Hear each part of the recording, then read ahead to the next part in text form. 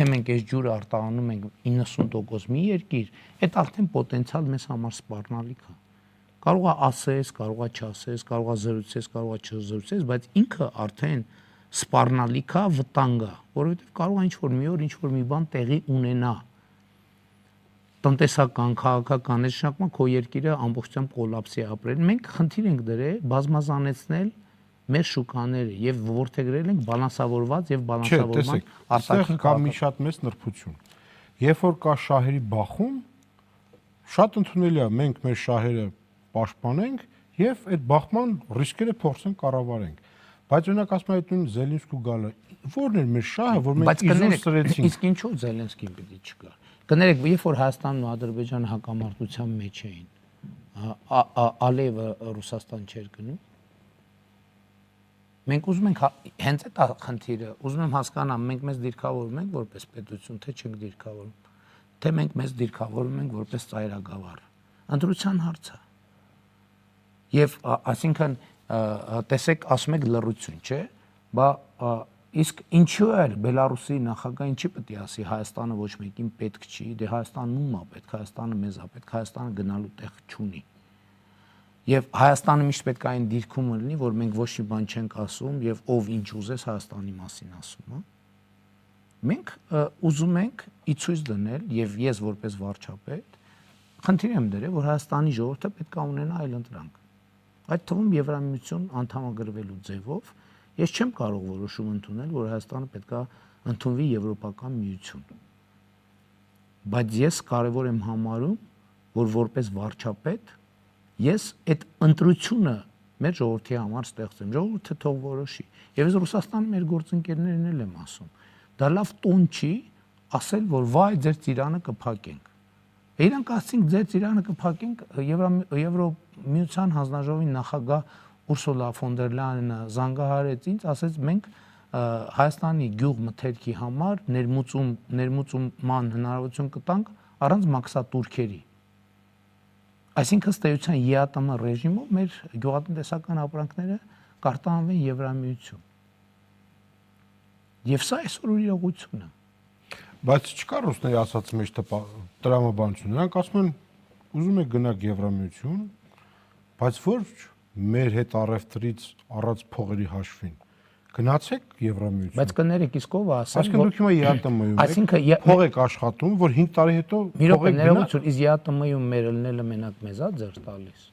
Դա կազմակերպություն է, որի անդամ ենք մենք, եւ Եվրասիական տնտեսական միությունում իմիջայլոց շատ հիմնարար դրույթներ կան, որոնք միջև այսօր չեն կատարվել։ Բայց տեսեք,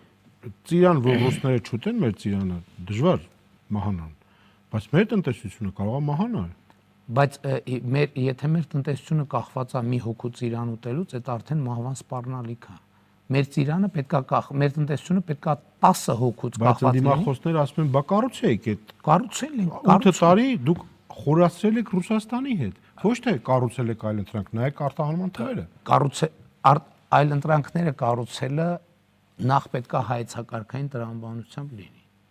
Որովհետև այսօր իրավիճակ կա, Եվրամիությունն ասում է մենք կընդունենք այդ։ Նախկինում այդպես չէր։ Նախկինում Եվրամիությունն ասում էր մենք կանոններ ունենք, դուք էլ ԵԱՏՄ անդամ եք, ուրեմն մենք այս տարիֆներով ենք ձեր գյուղմթերքը ընդունում։ Մենք էլ իմիջայլոց ասեմ, վերջին տարիներին Եվրամիություն եւ Չինաստան մեր արտահանումը կրկնապատկվել է։ Մենք այնպես չի որ տեղում նստած ենք եղել եւ ոչ մի բան չենք արել, որովհետեւ կառավարությունը ընդունել է ծրագիր Եվրամիություն արտահանման եւ այլ ուղղություններով արտահանման մաքսատուրքերի վճարման հարցում տնտեսվարողներին աջակցություն ցուցաբերելու։ Այսինքն մենք մաքսատուրքերը վճարելու հարցում սուբսիդավորում ենք մեր տնտեսվարողներին եւ երբեմն նաեւ լոգիստիկ ծախսերը եւ վերջին տարիներին դեպի Եվրամիություն եւ դեպի Չինաստան կրկնապատկվել են մեր արտահանումները, իսկ դեպի Հնդկաստան 87%-ով են աճել, այսինքն գրեթե կրկնապատկվել են։ Եվ դա process է, պետքա տեղի ունենա։ Հասկանում եք, այդ մասշտաբի process-ները չես կարող թաքուն անել։ Իսկ նրանք, ովքեր չեն ուզում, որ մենք այդ դիվերսիֆիկացիան իրականացնենք, իրենք բնականաբար փորձում են խոչընդոտներ ստեղծել։ Երբ որ խոչընդոտները ստեղծում են, մենք էլ հաղթահարելուն ուղղված ջանքեր ենք գործադրում, հաղթահարելուն ուղղված ջանքեր գործադրելիս մենք պետքա հարաբերություններ հաստատեն։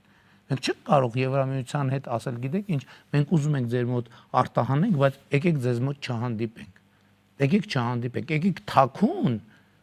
իրար հետ հարաբերություններ հաստատենք, որ ոչ մեկ չիմանա, մինչև մեր ծիրանի արտահանումը ձեր մոտ դառնա, ենթադրենք, ասենք 50-50։ Պետքա հարաբերություններ լինեն։ Մարդկանց հետ պետքա նստենք, խոսանք, պետքա բանակցենք, պետքա պայմանագրեր կնքենք։ Եվ այսօր մենք ասենք ինչ անունից դնենք, ասենք Զելենսկին թող չգա Հայաստան, ինչի չգա, մի հատ կարա բացատրեք։ Այսինքն մենք Ուկրաինա պետությունը չենք Լավ, թող գա, բայց դուք կարող եք խնդրել, որ հակառուսական հայտարարություն։ Բայց կներեք, դա եվրոպական քաղաքական համայնքի գագաթաժողով է, դա միջազգային հարթակ է։ Ասենք ոնց որ բանը Միացյալ Նահանգները, ես գնամ ՄԱԿ-ի ամբիոնից ելույթ ունենալիս, Միացյալ Նահանգների իշխանությունը ասի, գիտես ինչ, այդ բանի վերաբերյալ մի ելույթ ունեցի, ասենք դա նորմալ է, կասեն դուք լուրջ մարդ եք։ ՄԱԿ-ը բանում է, չէ՞, Միացյալ Նահանգներում է, չէ՞։ Կամ ասենք ենթադրենք տարբեր միջազգային ֆորումներ են կազմակերպվում, ամենատարբեր։ Կամ տենց դեպք եղել է, որ որևէ մեկը Ռուսաստանում կամ Բելարուսում հապ անդամ կամ հապ անդամ տենց երկրներում հանկարծ Ադրբեջանի մեկ ասի, գիտես ինչ, Հայաստանի մասին բան չասես։ Եղել է գոնե տենց մի հատ դեպք։ Կամ եղել է դեպք, որ Հայաստանն ասի, բա գիտեք ինչի այդ մենք բա դաշնակից չենք, ինչի է այս մարդը գալիս ձեր մոտ տենց բաներ խոսում։ Այսինքն դա կներեք նոնսենս, չէ, դա գիտեք ինչ է նշանակում։ Ինչ։ Դա նշանակում է, որ մեզ ասում են դուք ինչ եք ձեզ պետության տեղ դրել։ Կներեք, բայց մենք այդ հարցին չենք պատասխանի։ Մենք մեզ պետության տեղ չենք դրել, մենք պետություն ենք։ Եթե գազի գինը թանկանա, դուք այլ ընտրանքային տարբերակ ունեք։ Գիտեք ինչ, էլի եթե։ Իսկ եթե չթանկանա, մենք պետքա 6 սցենարը նայենք։ Մենք 6 սցենարները վաղուց ենք նայում, բայց էլի եմ ասում, պետությունը չի կարելի դարձնել մի հարցի բան, մի հարցի։ Դա կառուցվածքաստեղծ հարց է։ Կառուցվածքաստեղծ հարց է, Հայաստանում էլ ասում են, որ Հայաստանը անսահմանափակ էներգետիկ ռեսուրսներ ունի։ Անսահմանափակ, արևային էներգիան։ Հիմա մենք օրինակ այդ նույն գազի շուրջ դողի պատճառով մեր արևային էներգիայի բաները զարգացումը սահմանափակել ենք, որովհետև Եվրամիության հետ հարաբերություններ չենք հաստատել, որովհետև կուտակիչ կարողություններ ունենալու համար դա հնարավոր չէ առանց Միացյալ Նահանգների հետ հարաբերությունների։ Մյուս կողմից ասում ենք Հայաստանը բարձր տեխնոլոգիական պոտենցիալ ունի։ Ես անցյալ տարի օգոստոսի 8-ին Միացյալ Նահանգների նախագահի հետ արհեստական բանականության ոլորտում փոխըմբռնման հուշագիր եմ ստորագրել։ Մի տարի չի անցել։ Նա Երևանի պետական համալսարանում սուպեր համակարգիչ տեղադրված։ Գագարինում արհեստական բանականության գործարանն է ստեղծվել եւ Հրազդանում այսօր վաղը մի քանի օրվա մեջ կստեղծվի Firebird-ի 5 միլիարդանոց ծրագրի առաջին մոդուլը։ Այսինքն մենք կարող հասկանում եք, մենք պետք է ընտրություն կատարենք, մենք պետություն ենք, թե պետություն չենք։ Շատ լավ։ Քանի որ Էլ չեմ ասում հիմա գյուղատնտեսական մթերքի հետ կապված խնդիր կա, մենք հիմա այդ թվում Եվրամիության հետ համագործակցությամբ մենք կսուբսիդավորենք այդ ծախսերը։ Կսուբսիդավորենք եւ նոր շուկաներ կձեռք կբերենք։ Որովհետեւ ես ձեզ ուրիշ բան ասեմ, Մինչև խնդիր չի առաջանում, մենք խնդրում աղաչում ենք մեր գործարարներին, ասում ենք, լսեք, եկեք ուրիշ տեղեր արտահանենք։ Դենդերսպորտայի հարց կա, մաքսատուրքի հարց կա։ Աջակցում եմ, դրա համար ասում եմ, Եվրամիություն եւ Չինաստան մեր արտահանումը կրկնապատկվել է։ Հնդկաստան 87%-ով աճել է։ Եվ պետք է աճի։ Էլ չեմ ասում Հայաստանի ներսում, բայց զբոսաշրջիկը, որ գալիս է Հայաստանում, ծիրան առնում, դա էլ արտահանում։ Ինչ տարբերություն ինքը Բուլղարիայի Սոֆիա քաղաքում է ծիրանը ուտում, թե Սոֆիայից գալիս է Երևան, Երևանում է ուտում։ Մենք զբոսաշրջության բան ունենք, մենք Վիզեր ընկերության հետ համագործակցություն ունենք։ Զբոսաշրջության թվեր երկնիշ տեմպերով աճում են։ Այդ մարդիկ գալիս են ծիրան են առնում, կոնյակ են առնում, այն այսօր գինու փառատոնն է բացվում։ Տենանք ինչ կկատարվի։ Ընդդիմությունը պահանջում էր հետաձգել։